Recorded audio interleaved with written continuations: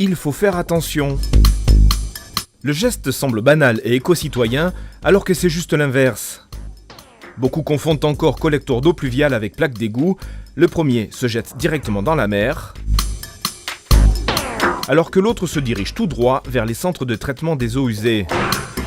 Afin de dissiper cette confusion collective, les enseignants de l'école de La Fontaine ont décidé de mener une expérience avec leurs élèves, intitulée « Qu'y a-t-il sous la grille ?» D'accord. Bon, allez, on va aller voir les grilles. Alors, ce qu'il y a dans les grilles, parce que dans les poubelles, normalement, ça devrait aller.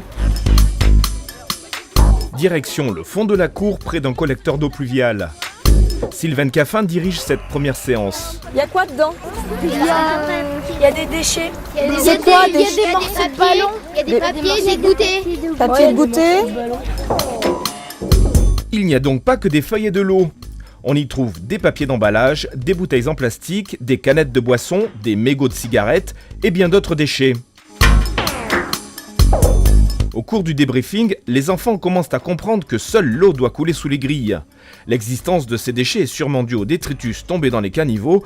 Ils seront alors drainés par l'eau jusqu'aux grilles.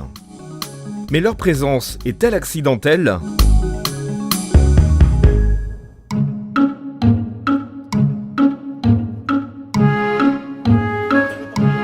Les élèves ont voulu savoir si les habitants connaissaient réellement l'utilité de ces grilles.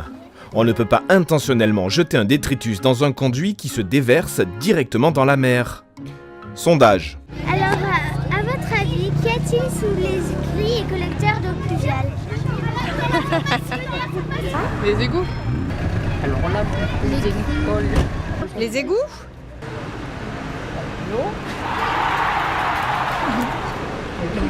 Où cela va-t-il? Ici, à la mer. Difficile à croire, mais il n'y a eu qu'une seule bonne réponse. Comme la plupart des gens l'ignorent, ce qui se trouve sous les grilles prend la direction de la mer et sans traitement. Pour illustrer la théorie, voici le cas pratique. On va mettre donc du colorant dans cette grille. Et ensuite, qu'est-ce qu'on va voir? Où il va aller ce colorant? Dans la mer. Donc normalement, il devrait aller dans la mer. Mais qu'est-ce qu'on va devoir mettre en plus du colorant pour qu'il aille dans la mer? De l'eau. Je vais y aller. Les enfants sont très attentifs au déroulement des opérations. Le colorant bio et l'eau sont versés dans le collecteur.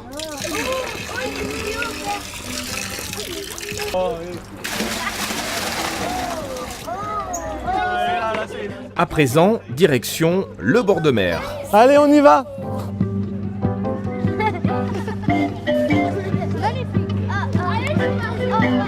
L'endroit où se déverse le conduit se trouve tout près de l'école. Les élèves observent l'eau à la recherche de la première trace de colorant. En attendant, quelle conclusion Imen tire-t-elle du sondage? Ça s'est bien passé, mais plusieurs gens ont eu faux et pensaient que ça allait dans des stations d'épuration. La preuve du contraire en couleur, le vert tant attendu est bien là.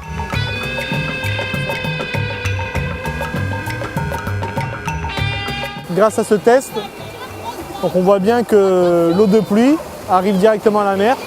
Donc tous les déchets qu'on peut jeter dans les collecteurs d'eau pluviale ou dans les ou dans les grilles, donc ça pollue la mer. Une fois dans la mer, quelle est la durée de vie de ces déchets polluants ?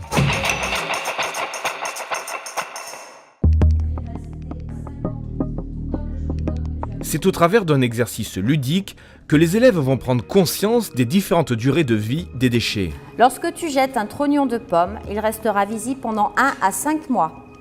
Tout comme une boîte en carton, un gant en coton, une brique de lait. Le filtre de la cigarette du tonton qu'il a négligemment jeté sur le bord du chemin disparaîtra au bout de 1 à 5 ans. Ton papier de bonbon que tu as jeté discrètement dans le coin de la cour peut y rester 5 ans, tout comme le chewing-gum que tu as collé sur un des poteaux du terrain de foot. Lors de sa vidange, l'huile recueillie doit être amenée dans un centre spécial, sinon elle restera 5 à 10 ans. Des durées qui, pour certains, sont une réelle surprise. Ils ne s'imaginaient pas qu'il y ait des durées aussi longues, pour ne serait-ce que le papier, parce qu'on s'imagine sûrement que le papier toilette se détériore quand même rapidement, mais c'est quand même long, 2 à 4 semaines. Moi, c'est le chewing-gum à 5 ans, quand même. Au fond de la classe, il y a une sorte de laboratoire.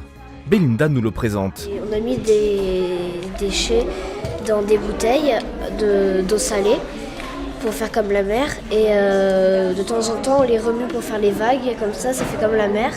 Et petit à petit, on voit, par exemple, là, c'est un mégot de cigarette, il est en train de se dégrader. Et on voit petit à petit comment il se dégrade. Encore une fois, les élèves ont pu mettre en évidence la théorie et constater qu'un déchet peut mettre beaucoup de temps avant de disparaître.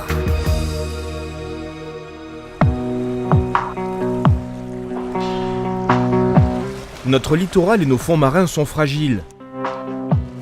Il y a sur nos plages, à certaines saisons, des lits de posidonie et du bois flotté, mais tout au long de l'année, on retrouve hélas ceci. Des déchets polluants et dangereux pour l'écosystème.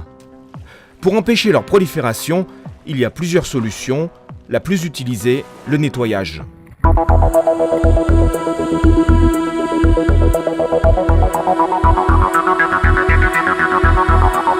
Lorsqu'ils n'ont pas eu le temps de s'échouer, les déchets coulent et peuvent rester au fond de l'eau des dizaines d'années avant de disparaître. Parfois c'est pire, ils sont ingurgités par des organismes vivants. Ce sont donc des plongeurs en scaphandre qui nettoient les fonds. Ces campagnes de nettoyage sont encore trop rares.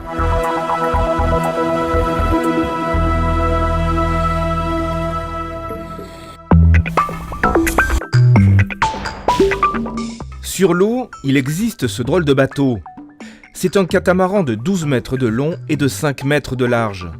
Sa fonction, nettoyer la surface sur une profondeur de 60 cm. Et on avance sur la pente de déchets un petit peu comme on pourrait faire avec un bulldozer maritime. Une fois qu'on a collecté donc, ces déchets dans le panier, on va refermer les volets pour éviter de les rejeter évidemment. On remonte complètement le panier et à ce moment-là, les déchets sont évacués vers deux réceptacles de part et d'autre de la coque du catamaran. Et à ce moment-là, l'opération est terminée. Ce bateau traque le déchet d'avril à septembre sur une mer calme. Le nettoyage de notre littoral coûte cher et à lui seul, il ne permet pas de supprimer la présence des déchets dans les réseaux d'eau pluviale.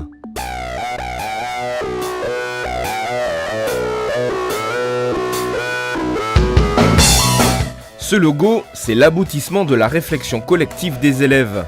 C'est peut-être la solution complémentaire qu'il manquait. Les enfants ont travaillé sur ce pictogramme, ont travaillé sur ce slogan qui va être apposé à toutes les grilles de pluviales littorales de la commune. Et ça va nous permettre de sensibiliser un plus grand nombre, et pas que les enfants des écoles, leurs parents aussi. Taguer pour sensibiliser. Le procédé est simple. Il suffit d'un pochoir, d'un masque de protection, d'une bombe de peinture blanche et d'une grille de collecteur d'eau pluviale.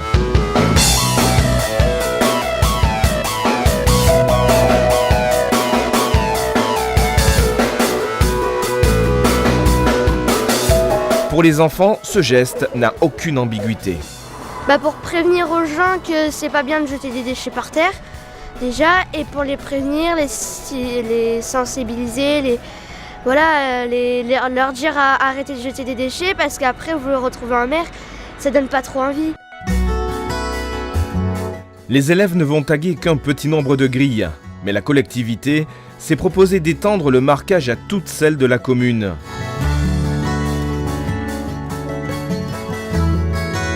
La mer, c'est un élément capital dans l'équilibre de notre planète. Il faut la préserver. Les enfants, eux, en sont convaincus.